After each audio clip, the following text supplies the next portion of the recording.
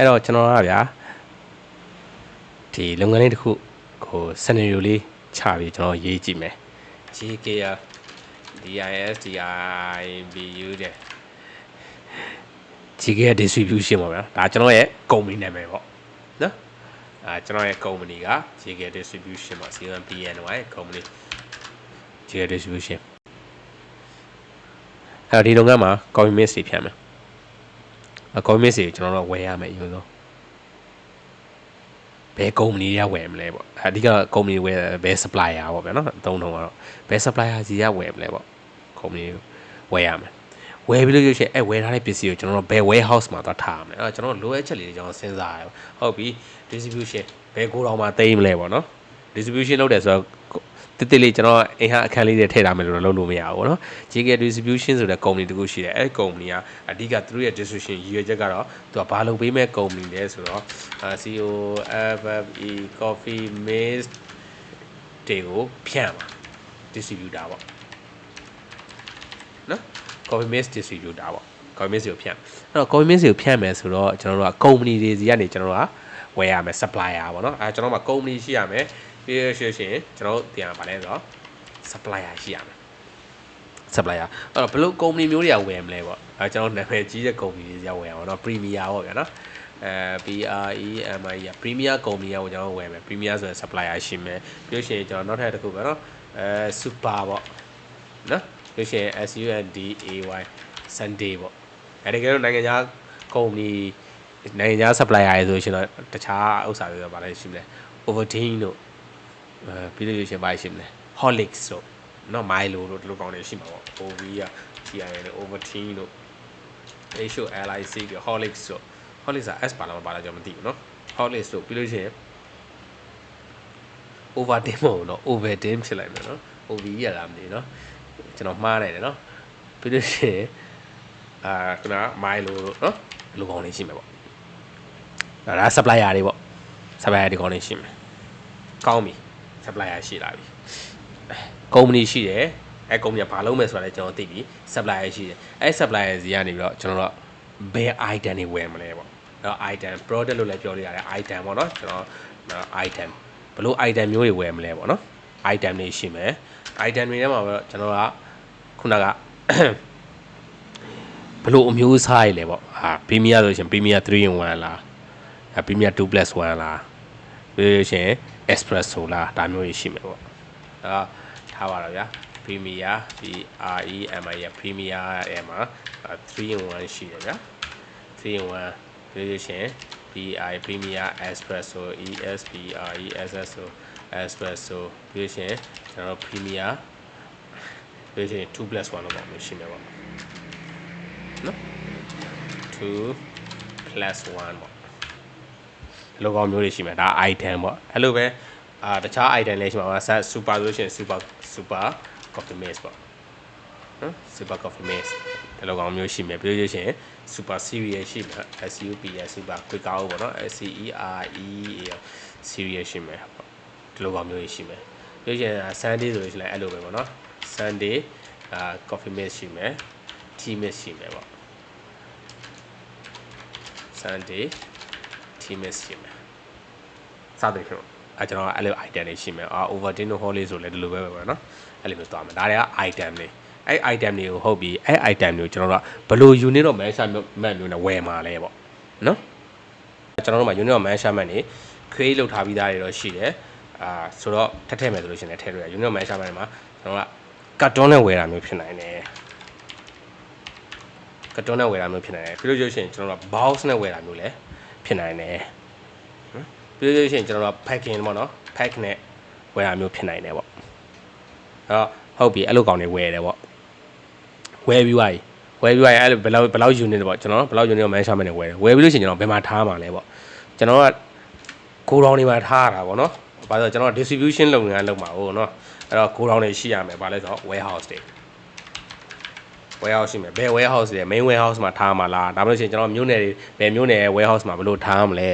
နော်အဲ့လိုမျိုး warehouse အခွဲတွေကျွန်တော်ထားလို့ရပါတယ်ထားပါတော့ကျွန်တော်မှာ main warehouse ရှိမယ်ပေါ့ပြီးလို့ရှိရင်ကျွန်တော်တို့က main ရယ်ရန်ကုန်ရယ်မန္တလေး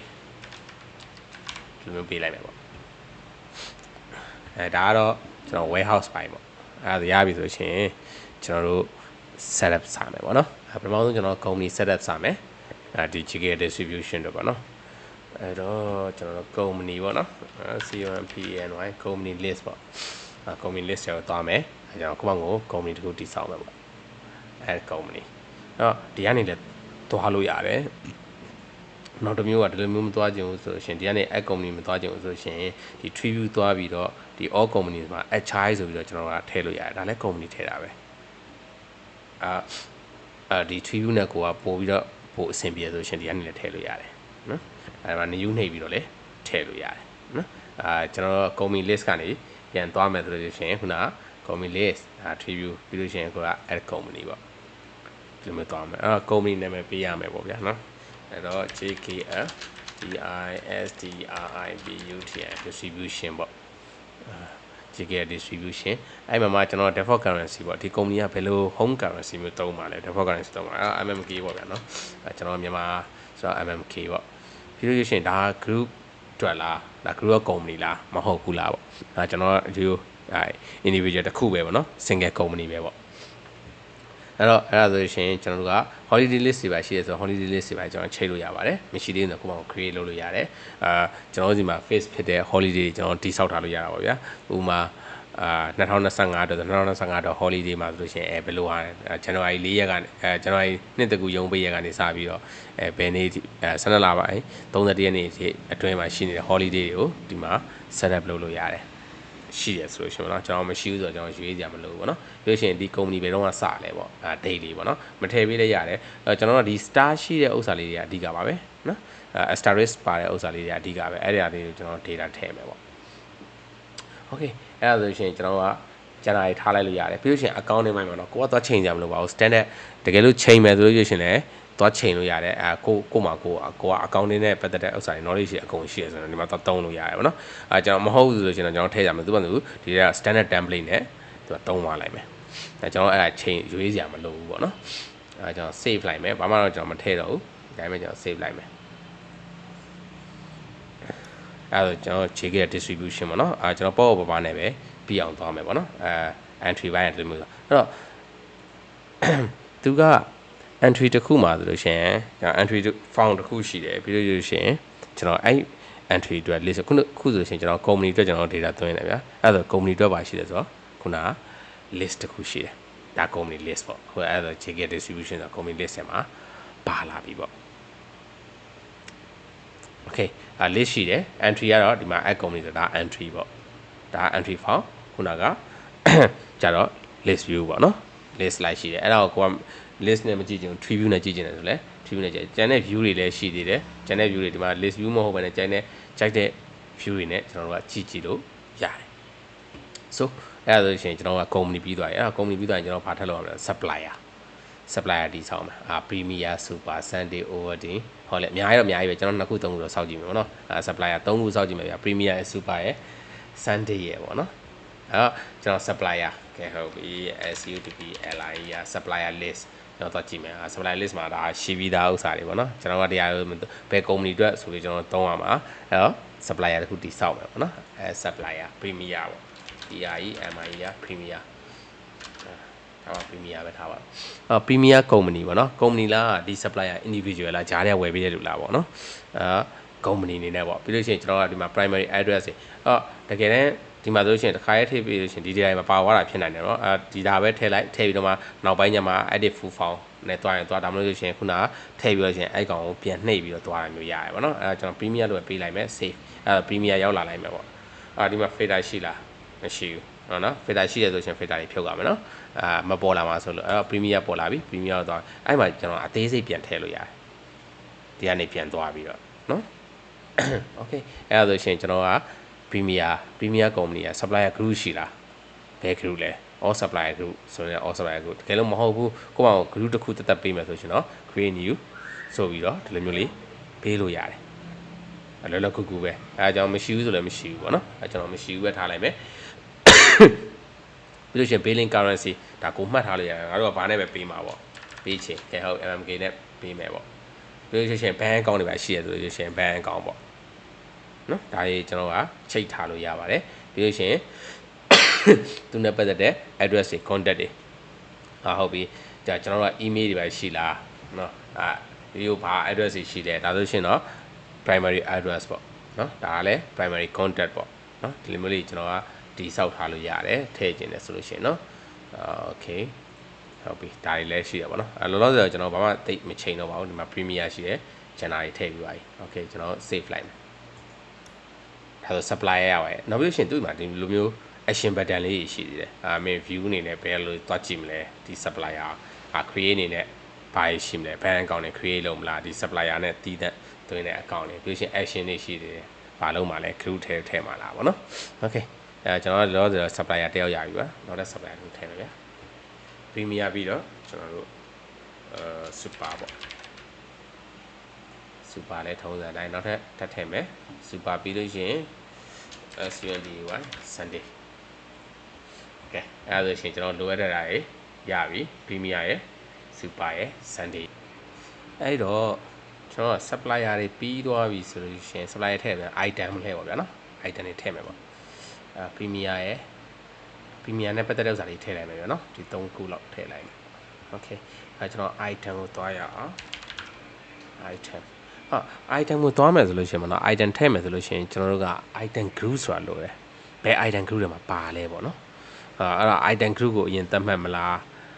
ပြီးတော့မှ item ထည့်ရင်လည်းပဲ item group ကိုလိုအပ်သလိုသတ်မှတ်သွားမလားကိုယ့်ဘာလို့အဆင်ပြေသလိုထည့်သွားလို့ရတယ်ပေါ့နော်အဲ့တော့ကျွန်တော်ကတော့ item list ကနေပဲ item ထည့်ရင်လည်းပဲဟုတ်ကဲ့ကျွန်တော်ကဘာ item မှမရှိဘူးပေါ့နော်okay အဲ့ဒါဆိုကျွန်တော် item ထည့်မယ်edit full form သွားလိုက်မယ်တခါတဲ့ item ကိုထည့်မယ် PREMI Premiere 3 1ပေါ့ဗျာနော်ပြီးတော့ item group တော့ကျွန်တော်မရှိသေးဘူးအဲ့တော့ကျွန်တော်တို့လည်း Premiere Products ပေါ့နော်ဒါကကျွန်တော်ရှိဒီမှာ group တစ်ခုထည့်ထားတယ်Premiere Products ပေါ့အဲ့တော့တကယ်လို့မရှိဘူးဆိုလို့ရှိရင်ကျွန်တော်လောက်ရမှာပေါ့နော်Premiere Products ပြီးလို့ရှိရင်ကျွန်တော်ကဒီမှာ default union mansha ပေါ့နော်default union mansha ဆိုတာကကျွန်တော်ကဒီ ground ကောက်တယ်ပေါ့နော်ဒီကိုယ့်ရဲ့ဥစ္စာ store တွေပြန်ကောက်တယ်ဆိုလို့ရှိရင်ဘယ် unit နဲ့ store တကယ်ကောက်မှာလဲပေါ့ကျွန်တော် box နဲ့ပဲကောက်မယ်ဆိုရင် box ပေါ့ဗျာနော်မဟုတ်ဘူး plugin လိုက်ဆိုလို့ရှိရင်လည်း plugin လိုက်ပေါ့ကိုကြိုက်တာထည့်လို့ရတယ်ကျွန်တော်က box နဲ့ထားလိုက်တယ် so ပြီးသွားပြီဆိုရင်ကျွန်တော် maintain store ပေါ့နော် maintain store လုပ်မယ်ပြီးလို့ရှိရင်ကျွန်တော်တကယ်လို့ပေါ့နော်ဒီ item တွေမှာလေဘာရှိနိုင်တယ်လဲဆိုရင် unit mansha ဒီတစ်ခုတည်းမဟုတ်ဗျာဒါကျွန်တော်က box နဲ့ကောက်တာပဲရှိတယ်ဒါပေမဲ့ရောင်းတဲ့အခါကျတော့ကျွန်တော်ကမျိုးစုံရောင်းနိုင်တယ်ပေါ့နော် unit mansha ကအဲ့ဒါလေးကျွန်တော်ပြန်ပြီးတော့ထပ်ထည့်လို့ရတယ်နော်ဟုတ်ပြီနော်ကျွန်တော် maintain stock ကတော့ maintain stock ထားရမယ်ပြီးလို့ရှိရင်ကျွန်တော် inventory ဒီဘက်ကိုအရင်ရှင်းလိုက်မယ်unit mansha ပေါ့ unit mansha ထားပါတော့ခုနက box တော့ရှိတယ်တ box မှာ Premiere plugin ဘယ်နဲ့3-in-1 plugin ပေါ့နော်ဘယ်နဲ့ plugin ပါလဲပေါ့ကျွန်တော်အဲ့ဒါမသိဘူးပြသလားရှာကြည့်မှရမယ်ပေါ့နော်ဟို30လား50လားမသိကျွန်တော်ရောနေတယ်ပေါ့နော်အရင်တော့ကကျွန်တော်အဲ့လိုမျိုးဟာတွေရောင်းမှုတယ်ပေါ့နော်ဈေးတော့ရောင်းမှုတယ်ဒါပေမဲ့တိတ်မမှတ်မိတော့ဘူးပေါ့နော်အဲကျွန်တော်မှန်းကျင်တယ်ပဲထည့်လိုက်မယ်ပေါ့နော်ဟုတ်ပြီကျွန်တော် box ကတော့တေးကြတယ်the box အဲ့ဒါဆိုရင်ဒီ conversion factor က1ပဲဘာမှကျွန်တော်ပြောင်းရမလို့ဟုတ်ပြီပြီးလို့ရှိရင်ကျွန်တော်နောက်ထပ် zero ထပ်တယ်ပဲရောဘယ်လိုဖြစ်လို့ပြီးဘာဖြစ် box ပါဆို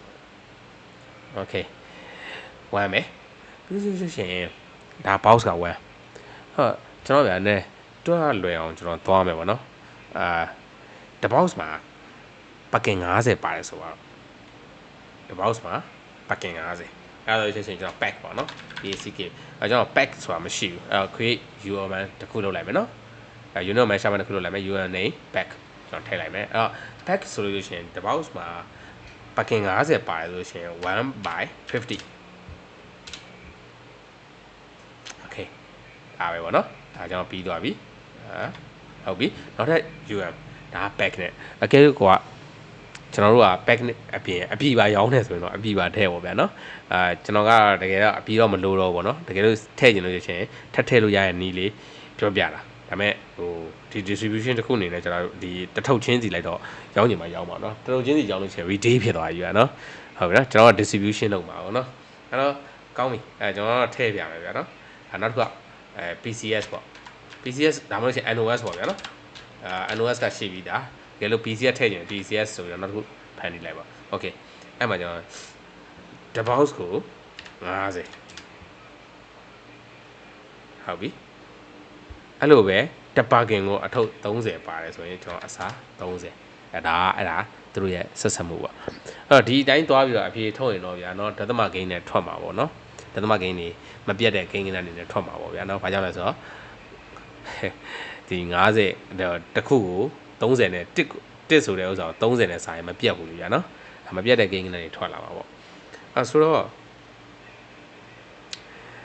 ပေါ့နော်ဒီမှာက position က3လုံးပဲပြထားတာအဲ့တော့3လုံးကိုပဲသူက round ကောက်ပြီးတော့နီးစပ်ဆုံးပြမှာပေါ့နော်ပြတဲ့နေရာတော့တကယ်တွက်ရင်တော့တကယ် reality value နဲ့တွက်မှာပါအဲ့ဆိုရင်ဒသမဂိမ်းမပြတ်တဲ့ကဏ္ဍနဲ့ကိုတကယ်တွက်မှာနော်ဒါသူတွက်တဲ့ပုံစံအဲ့တော့ဒီလောက်ထိအသေးစိတ်သွားရင်တော့ကျွန်တော်တို့ကတွက်ကြတာတွေခက်လာလိုက်ပဲပေါ့နော်အဲ့လောလောဆယ်တော့ကျွန်တော်ကိစ္စမရှိဘူးကျွန်တော်ဂိမ်းမဲ့ထားလိုက်မယ်အဲ့ဒီမှာ1ဆိုတာ round ကောက်လိုက်တာနော် round ကောက်လိုက်လို့ဒီ value ရတာပေါ့နော် okay အဲ့ဒါကျွန်တော်ဒီ3ခုထည့်လိုက်တယ်ပေါ့အဲ့ box ရ pack ရ NOS ရ Premier 3 in 1အတွက်နောက်ပြီးလို့ရှိရင်မှာ opening stock valuation rate ဒါ rate တွေပေါ့နော်ပြီးလို့ရှိရင် standard selling rate ရောင်းမဲ့ပမာဏပေါ့နော်ကျွန်တော်ကအဲ့ဒါတွေဒီမှာမတက်မှတ်လဲရတယ်ဒီမှာမတက်မှတ်နဲ့အောင်ဒါတွေမှာကျွန်တော်ဘာမှမလုပ်ဆရာမလို့နောက်တော့ဆိုတော့ကျွန်တော်က maintain stock လုပ်မယ်ပေါ့နော်ပြီးလို့ရှိရင်ကျွန်တော်က save လုပ်လိုက်မယ်ပြီးလို့ရှိရင်ကျွန်တော်တို့က inventory ဘက်ကိုသွားမယ်ဒီမှာ unit of man chart ဒီလိုလေးဖြစ်သွားပြီပြီးလို့ရှိရင်ကျွန်တော်က Premier Brothers maintain stock ဒါတွေကျွန်တော်ဘာမှမထည့်ခဲ့တော့ဒီတိုင်းပဲ inventory ကျွန်တော်သွားမယ် inventory မှာကျွန်တော် shelf life in day ပေါ့နော်ဟုတ်ဒီ Premier ကိုကျွန်တော်တို့ကတစ်ခေါက်နဲ့တူမှာမဟုတ်ဘူးကြာသလားဒီ expire date တွေကပေါ့နော်ဝယ်တဲ့ date လည်းမတူ expire date လည်းမတူအဲ့တော့ shelf life ကလည်းတူမှာမဟုတ်ဘူး shelf life ဆိုဒီဟိုကျွန်တော်စီမှာတော့ပေါ့နော်နည်းနည်းကွဲတယ်ဗျchef light ဆိုတာကကျွန်တော် customer ကိုမရောင်းခင်အထိစင်ပေါ်မှာတင်ထားလို့ရတဲ့ပမာဏပါ battery မှာများသွားဖြစ်ပါတယ် customer မဖောက်ကသေးနော်မဖောက်ကသေးတင်ဘယ်နှစ်ခံလဲဆိုတာမျိုးအဲ့ဒါ chef light ပေါ့နော်ဒီမှာဒီဟာရဲ့ chef light ရဲ့သဘောတရားကျတော့အဲ့လိုမျိုးတော့မဟုတ်ဘူးနော် expire date အတွက်တွက်ဖို့အတွက်ထားတဲ့ဥစ္စာပေါ့နော်အဲ့တော့အကယ်လို့ကိုကထည့်မယ်ဆိုလို့ရှိရင် chef light ကိုထည့်ပေးရမယ်အကယ်၍ကိုက batch တွေ serial number တွေသုံးတယ်ဆိုရင်အဲ့ chef light ကသုံးပေးရမယ်ပုံစံမျိုးနည်းနည်း force ရှိတယ်ပေါ့နော်သုံးပေးရမယ့်ပုံစံမျိုးရှိတယ်ဆိုတော့ကျွန်တော်က serial number လေးဆိုတာ batch လိုက်ထားမှာ okay ကျွန်တော်ရဲ့ Premier Coffee Mate တွေကထားပါတော့ရက်ပေါင်း2နှစ်ခံတယ်ဆိုရတယ်ဗျာနော်360ဆို920ဟိုကောင်က10ကိုတော့930ရက်ပေါင်း930ပေါ့ဗျာနော် okay အဲ့ဒါရှင်ပြီးတော့ဒီမှာ Randy period တဲ့နော်chef လိုက်ရင်ဒီမှာ running period ဘာညာဒါတွေတကယ်တော့ဒါတွေမထည့်လဲရရပါတော့။ Okay ကျွန်တော်ဆက်သွားမယ်။ဒီ weight နဲ့ပတ်သက်တဲ့ဥစ္စာတွေထည့်ခြင်းလဲထည့်လို့ရပါတယ်။ကဲကောင်းပြီ။အဲဒါဆိုရှင်ကျွန်တော် reorder ဘိုင်းကတော့ကျွန်တော် purchasing ပေါ့နော်ဒီ procurement ဘိုင်းနည်းနည်းဒီဒေးသွားမှပြောရင်ကောင်းမယ်ပေါ့နော်။တကယ်တော့ထည့်လို့ရပါတယ်။ reorder လည်းပဲဒီကုန်ပစ္စည်းကိုကျွန်တော်ဒီ warehouse တွေမှာဘယ်လောက်ဆိုရင်ကျွန်တော်တို့ order ပြန်မှာတော့မလဲပေါ့။ stock ကိုထိန်းထားဖို့ပေါ့နော်။ reorder လည်းပဲဒါ reorder လည်းပဲထည့်ရင်ဒီမှာ reorder လည်းပဲထည့်လို့ရပါတယ်။ကျွန်တော်ကဒီရောကြော်သွားလိုက်မယ်။ကျွန်တော် hash batch number batch number 3ညင်တဲ့တချို့ကုန်စည်တွေပေါ့နော်။တချို့ကုန်ပစ္စည်းတွေ batch တွေနဲ့တွားမှာဒီကဆေးတွေပါဆိုလို့ရှိရင် batch နဲ့တွားတာများတယ်ပေါ့နော်။အဓိကဆေးတွေပါမှမဟုတ်ပါဘူး manufacturing လုပ်တဲ့လုပ်ငန်းတော်တော်များ batch ရှိတယ်ပေါ့နော် batch code ရှိတယ်batch ရှိတယ်ဆိုရင် batch နဲ့ပေါ့နော် batch ထည့်မယ် expire ထည့်မယ်ကျွန်တော်ဒီမှာဒါလေးထည့်ပြီးသွားပြီexpire date ထည့်တော့ဒါလေးလည်းထည့်တာပဲပေါ့နော် okay အဲ့ဒါဆိုရင်ကျွန်တော်ဒါ inventory ထွက်ပြီးရှင်ကျွန်တော် save လိုက်မယ်ပြီးသွားပြီဆိုရှင်ကျွန်တော်တို့ဘယ်ရောက်သွားမလဲ account နဲ့ပဲသွားမှာ account နဲ့ကကျွန်တော်ဘာမှတကယ်တော့ချိတ်เสียမလို့ဒါပေမဲ့အဲ့မှာ item default ကဘာလုပ်ထားလဲဆိုတော့ဒါ automatic ပဲเนาะဒီ GK distribution က store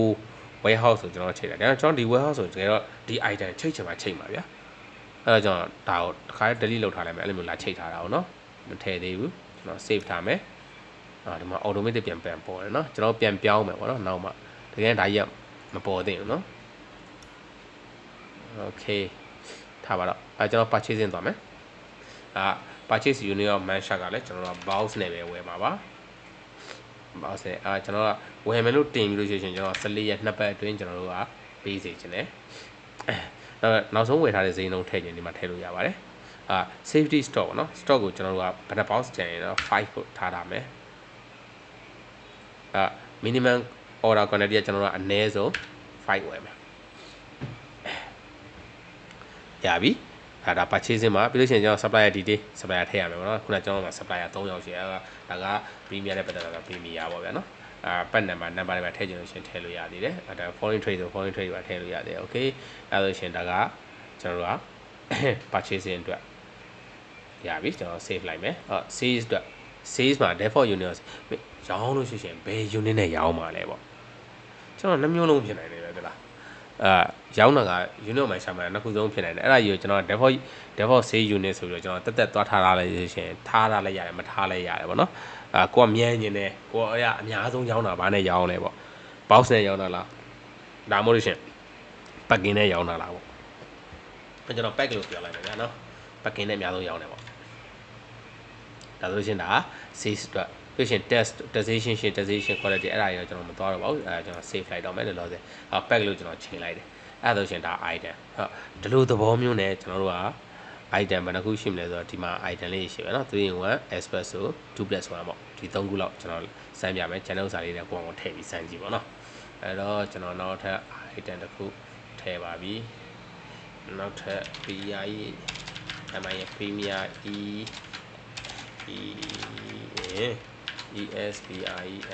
espresso item က Premier products ပေါ့ဒီလိုရှင်ကျွန်တော်တို့က default unit ကို measure ကျွန်တော်ဝယ်မဲ့တကယ်အားထည့်လိုက်မယ် default unit ကို measure item name PI Premier espresso item က Premier products NOS မဟုတ်ဘူးကျွန်တော်တို့က box နဲ့ဝယ်မှာဝယ်ရင် maintain store လုပ်မယ် unit ကို measure ခုနအတိုင်းပဲကျွန်တော်တို့ထည့်လို့ရတယ်ကျွန်တော်က box က1ပါဒီလိုရှင်ကျွန်တော်ဒီခေါင်းနဲ့ငါနဲ့ကတော့မဟုတ်တော့ဘူးပါ box က1ပါဒီလိုရှင်ကျွန်တော်တို့က pack เนาะ packing ပေါ့အဲ့ဒါက1 by 50ပါဒီလိုရှင်ကျွန်တော်နောက်တစ်ခုကကျတော့ကျွန်တော်တို့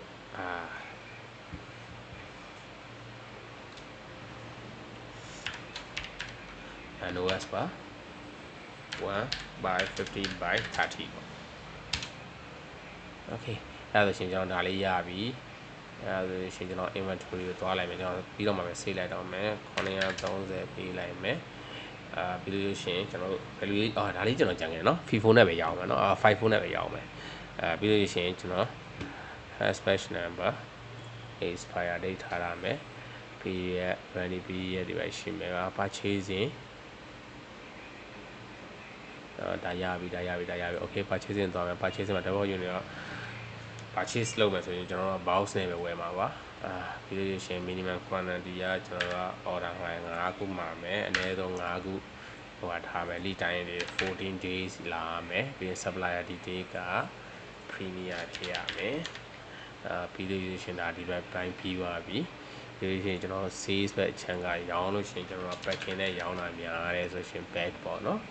ပြီးရှင် discount တွေပါတယ်မှာတခါတန်းပေးထားလိုက်ရတယ်မပေးနိုင်ဘူးပေါ့နော်မလို့သေးဘူးပြီးရှင် customer detail မှာ customer ရှင် customer ကျွန်တော်အဲ customer တယောက်တည်းရောင်းမှာမဟုတ်တာဆိုတော့ဒါကြီးမထည့်တာပေါ့ဒါရပြီsave လိုက်မယ်အဲ့ဒါဆိုရင်ကျွန်တော်ခုန item premier 3 in 1မှာအဲ့ဒီဘာလို့ premier ဆိုတော့ detail ပါဟို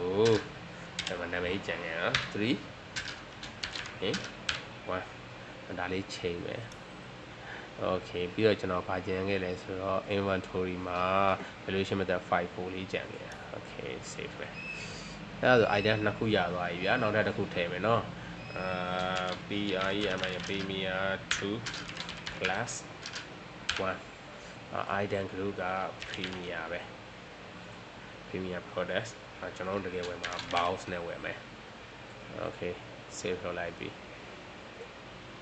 okay premier 2 plus 1လာပြီအဲ့ဒါဆိုရှင်ကျွန်တော်က box ကတခုကြာပြီဆိုတော့ PACK pack 1 by 50ဒါကျွန်တော်ဟိုမှာထည့်တော့ဗျာနော်ဒီတိုင်းပဲထားလိုက်တော့မယ်အောက်ဆုံး unit ကိုမထည့်တော့ NOS ကိုမထည့်တော့ဘူးပြီးလို့ရှိရင်ကျွန်တော် inventory ကိုသွားမယ်730ပြီးလို့ရှိရင်ကျွန်တော်54ပြီးရင် batch expire ရှိမယ်ပြီးလို့ရှိရင်ကျွန်တော် purchasing ကိုသွားမယ် purchasing မှာကျွန်တော်ဝယ်မှာက box နဲ့ဝယ်မယ်5 lead time က14နှစ်ပတ်အတွင်းပေါ့နော် production supply detail ကကျွန်တော် premier ပဲပေါ့ PI premier ပဲပြီးသွားပြီဆိုရင်ကျွန်တော် safe ရောင်းမှာကတော့ကျွန်တော် packing နဲ့ရောင်းတာများမယ် park safe ဆိုတော့ကျွန်တော်ကဒီနီးတိုင်းရောဗျာနော်ကျွန်တော်တို့ကအဲ့လိုမျိုးတစ်ခုကျွန်တော်မှရောင်းရတဲ့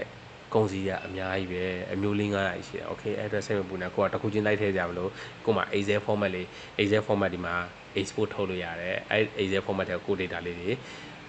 ထဲကိုမှမှတ်တမ်းမှတ်ရတော့ရှိဖို့လိုတာပေါ့ဗျာနော်မရှိငကိုတွေက computerized system တခုမှမသုံးဘူးဆိုတော့သိကြရတယ်ဒီမှာ entry လုပ်ရမယ်နော်ဒီလိုတော့ entry လုပ်ဖို့တော့ရှိတာပေါ့နော်ရှိပြီးသားဆိုရင်တော့ကိစ္စမရှိဘူးဒီမှာတွေဘာရှိလဲဆိုတော့ import တွေ export တွေရှိတယ်ဒီမှာ import လုပ်မယ်ဆိုရင် import တစ်ခါတန်းဝင်တယ်နော်သူ format အမှန်ရင်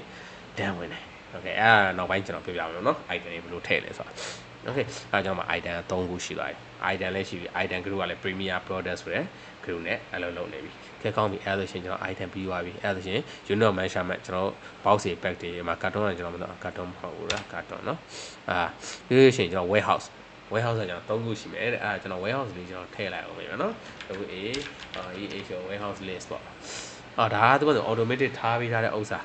ကိုကဒါတွေမသုံးညွှန်ဆိုတော့ကို warehouse နဲ့ကို warehouse နာမည်နဲ့ကိုသုံးလို့ရတယ်နော်call center ဒါသူကတော့ဒါငကိုသုံးမယ်ထင်တဲ့ဥစ္စာလေကျွန်တော် warehouse တွေထည့်ကြည့်ပါဗျာMAI main warehouse ပေါ့ WARE HOUSE main warehouse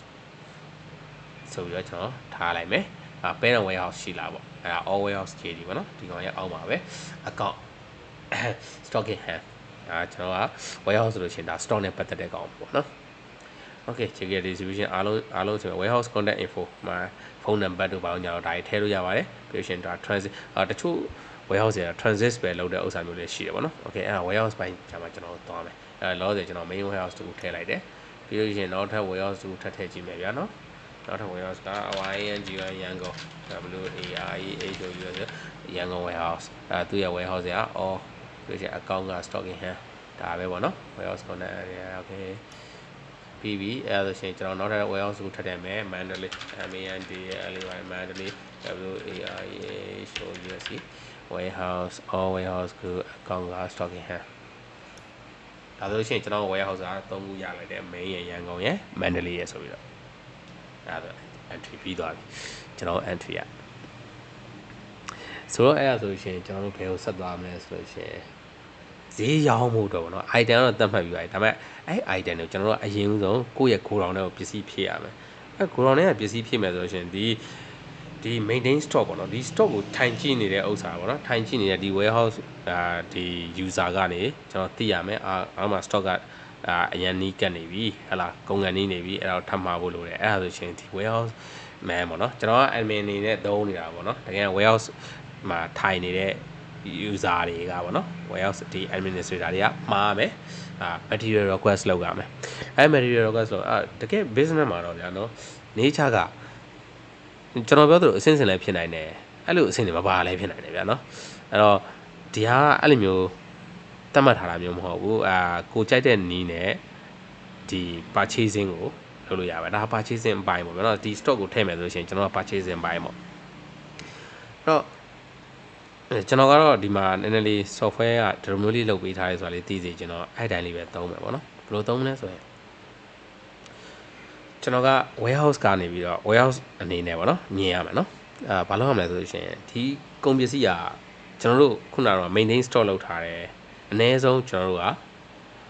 store maintain လုပ်ထားတာ5 box ပေါ့5 box ကိုရောက်ပြီဆိုတာ ਨੇ ကျွန်တော်တို့ကပစ္စည်းမှားရတော့မယ်မှားသိမ့်ပြီပေါ့အဲ့မှာကျွန်တော်ကသိရမှာကmaintain store လုပ်တာလို့ရှိရင်ကျွန်တော်ထုတ်ရောင်းလို့ရကြမှာရတော့မှာပေါ့နော်အဲ့လိုမျိုးလေးလည်းရှိတယ်ပေါ့ဆိုတော့အဲ့မတိုင်ခင်မှာ reorder level ခုန reorder level ဝင်လာပြီး reorder level ကနေပြီးတော့ပစ္စည်းမှာဒီ reorder အကြောင်းကျွန်တော်တို့ဘယ်ကုန်ပစ္စည်းတော့ဘယ်နေ့ပြေးတော့မှာဒါမျိုးတွေလည်းကျွန်တော်စစ်လို့ရတာပေါ့ဗျာနော် report တွေမှာကြည့်လို့ရမှာပေါ့ဆိုတော့ဘာလုပ်မလဲဆိုရှင်ကျွန်တော် material request လုပ်မယ်ငါတို့ကုန်ပစ္စည်းလုပ်နေပြီပေါ့ဟုတ်ပြီ material request လုပ်မယ်ဆိုအဲ့ request ကိုတကယ်နေချာမှာတော့ကျွန်တော်တို့ supplier စီကို quotation ပြန်တင်ရတယ် supplier quotation တောင်းရတယ်ဒီပစ္စည်းငါတို့လို့အဲ့တော့ဟို premier 3 in 1box 20လို့ကျန်တယ်ဘယ်လောက်နဲ့ပေးမလဲပေါ့ဒါမျိုးပေါ့ဗျာ quotation တောင်းတာမူလာချမ်းခင်းစေးပေါ့ဟိုကလည်းပြောလာဟုတ်ပြီbox 20ယူမှာလားတစ် box ကိုထားပါ9သိန်းနဲ့ယူပေါ့ ဘောင်း20ပေါ့သိန်း100ပေါ့ okay အဲ့ဒါ supply ကြီးက quotation ပြန်လာပြီဆိုလို့ရှိရင်ကျွန်တော်တို့က purchase order ဖွင့်ရတာsupply ကြီးက quotation ကကျွန်တော် manually ဖြစ်မှာပေါ့နော် email နဲ့သွားပြန်ဖြစ်မှာပေါ့ဟုတ်ကျွန်တော် material request တင်မယ်ပြီးလို့ရှိရင် purchase order တင်မယ်ပြီးလို့ရှိရင်ကျွန်တော်တို့က purchase invoice ထုတ်မယ်ပြီးလို့ရှိရင် purchase receipt လုပ်မယ်ပေါ့နော်ဒါမျိုးတွေလုပ်မယ်ပေါ့ဒါကျွန်တော်အဆင့်ဆင့်လေးကျွန်တော်သွားကြရအောင်ပေါ့ okay ပထမဆုံးကျွန်တော် material request တခု create လုပ်မယ်အဲ့ store နဲ့ပတ်သက်တာပေါ့နော် material request ဆိုတာအမှကျွန်တော်မှာ item 3ခုရှိတယ်ဒီ item ကနဲ့ပဲstore balance မှာသွားကြည့်ရင်ကျွန်တော်ဘာမှမရှိဘူး GK distribution အောက်မှာဘာ store မှမရှိဘူးဘာကြောင့်လဲဆိုတော့ကျွန်တော်ဘာမှမဝယ်ရသေးတာနော်အဲ့တော့ material request လုပ်မယ် okay အဲ့တော့ add material request အဲ့ကျွန်တော် purchase လုပ်မှာပါကျွန်တော်ဘယ်နေ့မှလိုလဲဆိုတော့မနေ့ပြန်လိုတယ်ပေါ့လိုတာနော်9ရက်နေ့မှာလိုတယ်ပေါ့ဘယ် item လိုတာလဲ Premier 3 in 1ဟုတ်ပြီ quantity ဘယ်နှခုလဲနော်ဘယ်နှ box လဲပေါ့ဗျာနော်ထားပါတော့လိုအပ်နေတာ box 20warehouse က store ကြီးဒီမဟုတ်ဘူး warehouse ကဘယ်ရလဲဆိုတော့ကျွန်တော် main warehouse ကိုပို့မယ်ဒါကျွန်တော်က material request ကိုဒါ warehouse ကနေပြီးတော့တင်ရမယ်ပုံစံပေါ့နော်တင်တဲ့ပုံစံပေါ့ standard ပိုင်း okay ပြီးလို့ရှိရင် set target warehouse ကဒါပါတော့ဗာလဲ main warehouse ပေါ့ဒါပဲအဲဒါဆိုရှင်ကျွန်တော်ကဘာလုပ်ရပြီလဲဆိုတော့ save လိုက်လို့ရပြီပြီးလို့ရှိရင် submit yes ဒါဆိုရှင်ကျွန်တော်ဘာရောက်သွားလဲဆိုတော့ purchase request ဖြစ်သွားပြီဆိုကျွန်တော်က material request ပေါ့နော် purchase request ပေါ့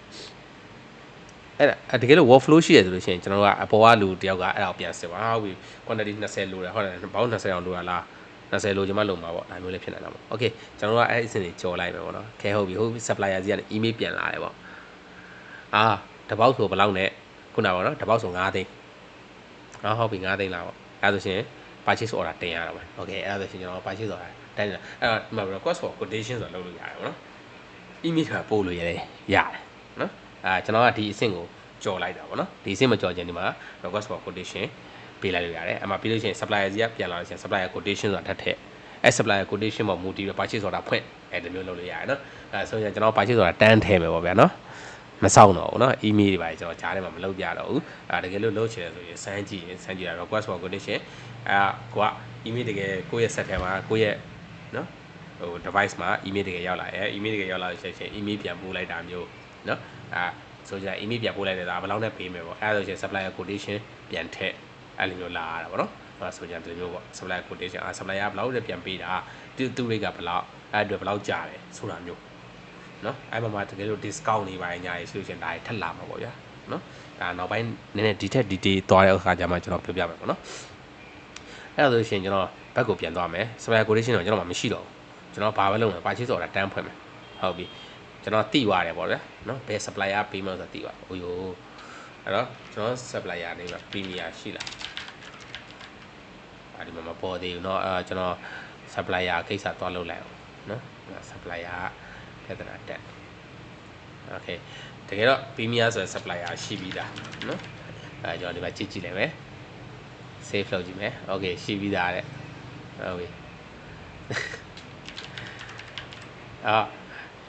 ဒီမှာခေါ်ကြည့်တာဒီမှာ supplier မထွက်ဘူးပေါ့နော်ကိုယ့်ဘောင်ကိုပဲပါချစ်ဆိုတော့သွားတင်တော့ဒီကမတင်တော့ဘူးဗျာနော်အဲ့တော့ BU က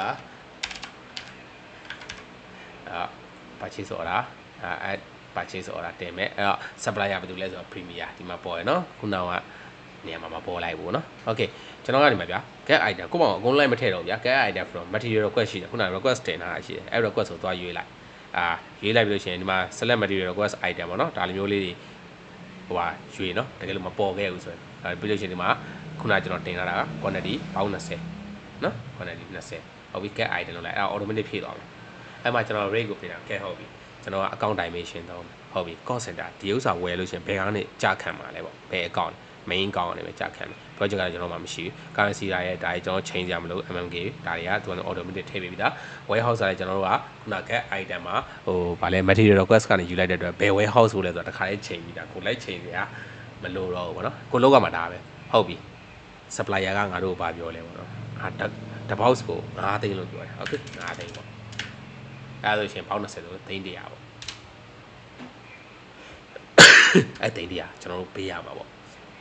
တကယ်လို့မှားတယ်ဆိုရင်ပစ္စည်းရောက်လာပြီဆိုလို့ရှိရင်ပေးရမှာပေါ့ကဲဟုတ်ပြီကဲရပြီအဲ့လို့ရှိရင် additional discount တွေပါ discount တွေပါရှိရင် discount တွေပါထည့်ပေါ့ဗျာနော်ဒါဈေးဝယ်တဲ့အပိုင်းပေါ့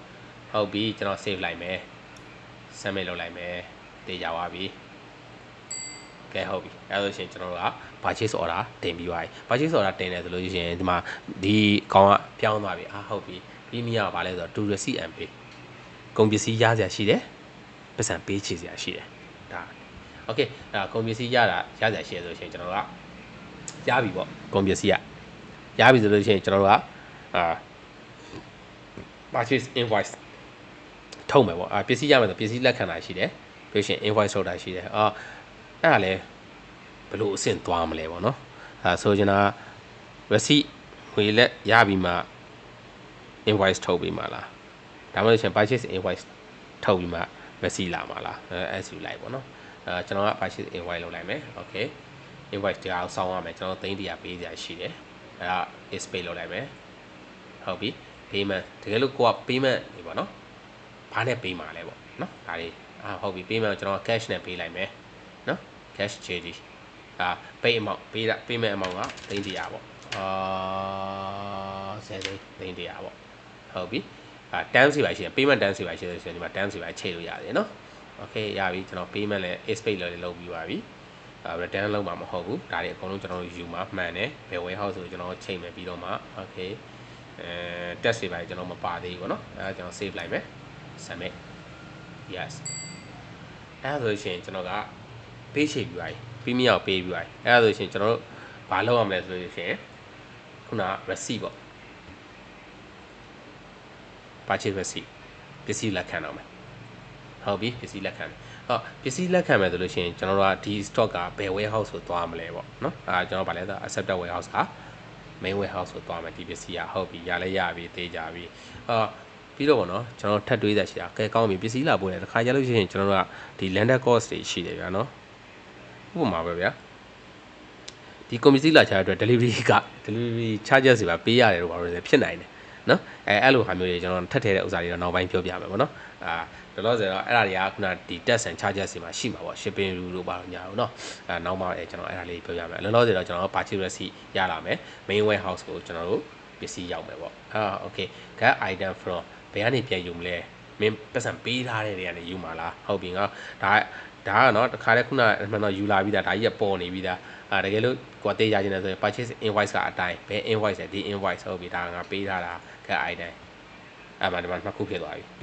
ကျွန်တော်တစ်ခု delete လုပ်လိုက်တော့ဗောနော်ဟုတ်ပြီနော်ဒါတူတူပဲအဲ့ဒါဆိုရင်ကျွန်တော်တို့ save လိုက်တော့မယ်ကောင်းပြီ submit လုပ်မယ် okay အဲ့မှာကျွန်တော်ဟုတ်ပြီငါတို့ကလက်ခံတဲ့အခါကျတော့တဲ့ serial number batch number မပါလို့ရလို့ရှိရင်လက်ခံလို့မရဘူးအဲ့ဒါဘာကြောင့်လဲဆိုတော့ကျွန်တော်တို့က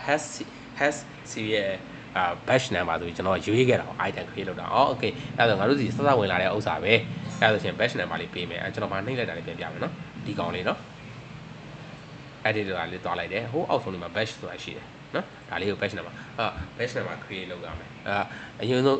create new batch ပေါ့ဗျာနော်အဲ့ဒါလေးလုပ်ပေါ့အဲ့ဒါကျွန်တော်ဒီမှာတစ်ခါနာမည်ပေးလိုက်မယ်ဗျာB 3A 1/001 001ပေါ့ဟုတ်ပြီအဲကျွန်တော် create new batch လုပ်လိုက်မယ်ဒီနာမည်လေးနဲ့ပဲ Premier 3 in 1အတွက် batch number နော်ဒီ format မှာမဟုတ်เนาะချိန်ကိုကြိုက်တဲ့ format နဲ့သွားလို့ရတယ်เนาะ okay ကျွန်တော် save လိုက်မယ်အဲ့ဒါ batch number ကျွန်တော် save ပြီးပါပြီ batch number ထည့်လိုက်ပြီးပါပြီအဲ့ဒါကျွန်တော်ပြန် save လိုက်မယ် submit လုပ်လိုက်မယ်ဒါဆိုပြီးသွားပြီအဲ့ဒါဆိုရင်ကျွန်တော်က stock balance သွားကြည့်မယ်ဟုတ်ပြီနော် purchase receipt လုပ်ပြီးသွားပြီဆိုတော့ကုန်ပစ္စည်းလေးရောက်လာပြီအဲ့ဒါ main warehouse မှာ Premier 3 box 20ရှိရမယ်STOCK stock B alliance balance stock balance okay main warehouse မှာကျွန်တော်တို့က balance က20ရှိတယ်ကျွန်တော်မှာ quantity လဲလောလောဆယ်20ရှိထားတယ်ပါပဲဒါကြီးချဲ့ကြည့်ပါမယ်နော်ဆိုချင်တာနော်ဒါမျိုးလေးပေါ့ဆွဲကြည့်ပေါ့ okay ဒါက stock balance ဟုတ်ပြီခင်ဗျားတော့အဆင်ပြေတော့ဟိုကပြီးရင်ဟိုကသွားတယ်ကျွန်တော်ဘယ်ကနေဘယ်လိုသွားမလဲမြန်မာ menu တွေရှိတယ်နော်ခုနကကျွန်တော်သွားထားတဲ့ဥစ္စာတွေအကုန်လုံးအတွက် menu တွေရှိပါတယ်ကျွန်တော်ဘယ်ကိုသွားခဲ့လဲဆိုတော့ purchasing ပေါ့နော် buying ကဘာကိုသွားခဲ့လဲဆိုတော့ material request တွေကိုသွားခဲ့တယ် နော် material request တွေကိုသွားခဲ့တယ်ပြီးလို့ရှိရင်ကျွန်တော် purchase order တွေတင်ခဲ့တယ်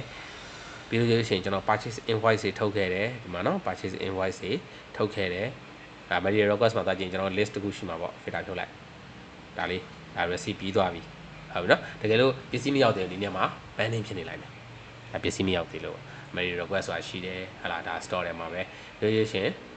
sorry ဘိုင်းထဲမှာပဲလို့ရှင်ကျွန်တော် purchase order တင်ခဲ့တယ်တခုရှိမယ်ဒါလေးနော် purchase order တင်ခဲ့တာတခုရှိတယ်ဟောပြီးသွားပြီတော့ purchase order ပြီးတော့ကျွန်တော် purchase invoice တခုထုတ်ခဲ့တာရှိတယ်ဒါလေးရပါမယ်နော် okay နော်လွယ်လွယ်လေးပဲပြီးတော့ကျွန်တော်ကအဲ့ဒါတွေသွင်းပြီးတော့ဟုတ်ပြီ purchase receipt လုပ်ခဲ့တာရှိတယ်နော် purchase receipt ကတော့ဒီမှာပါဒီမှာကျွန်တော်တွေ့လိုက်ရှာမတွေ့ဘူးနော် purchase receipt ကဒီမှာကျွန်တော်မတွေ့ဘူးဒါပေမဲ့အဲ့ဒါပြဿနာမရှိဘူးခုနကဗာလဲဆိုတာရှာလို့ရတယ်နော်ပြီးပါစေနော် purchase receipt ဆိုတာနော် purchase receipt ဆိုတာအဲ့မှာလေကျွန်တော်တခုသတိထားရမယ်ဥစ္စာဗာလဲဆိုတော့နော် purchase receipt လို့လည်းလို့ရှိရင်ခုန stock balance မှာ stock ကတခါတည်း automatic သွားထည့်ရနော်အဲ့ဒါကိုကျွန်တော်ကstock မှာမပေါ်ဘူးထင်ပြီးတော့ကျွန်တော်ဒုံးနဲ့ဆို stock entry သွားမလုံးနဲ့ပေါ့နော်ဟုတ်ပြီနော် stock entry မှာလည်းအဲ့လိုပဲpurchase receipt မလုပ်ချင်ဘူးဆိုရင် stock entry လုပ်လိုက်ရဟုတ်ပြီ stock entry ဆိုပြီးတော့ကျွန်တော်ကဘယ်ကောင်းရဲ့ဥစ္စာကိုယူမှာလဲဆိုတော့ purchase invoice ကဥစ္စာကိုယူမှာဆိုပြီးတော့ကျွန်တော်သွားယူလိုက်လို့ရှိရင်အဲ့ဒါနောက်ထပ် box 20ဝင်သွားပါနော်အဲ့လိုမလုံးနဲ့ပေါ့နော်အဲ့လိုလုံးစရာမလိုတနေရာပဲတော့နော်လွယ်လွယ်ကူတနေရာပဲတော့ပေါ့ okay stock balance ကဒါရှိတယ်ပေါ့နော်ကောင်းပြီအဲ့ဒါဆိုရှင်နာ stock balance တဲ့ဥစ္စာဒါပဲဒါ stock balance က box 20ရှိတယ်အဲ့တော့ကျွန်တော်တို့ကပြည့်စုံနေပြီเนาะ stock လည်းရပြီเนาะပြီးလို့ရှိရင်ကျွန်တော်က warehouse တွေပါလည်းရပြီဆိုရင်ကဲဈေးရောက်တော့မယ်ပေါ့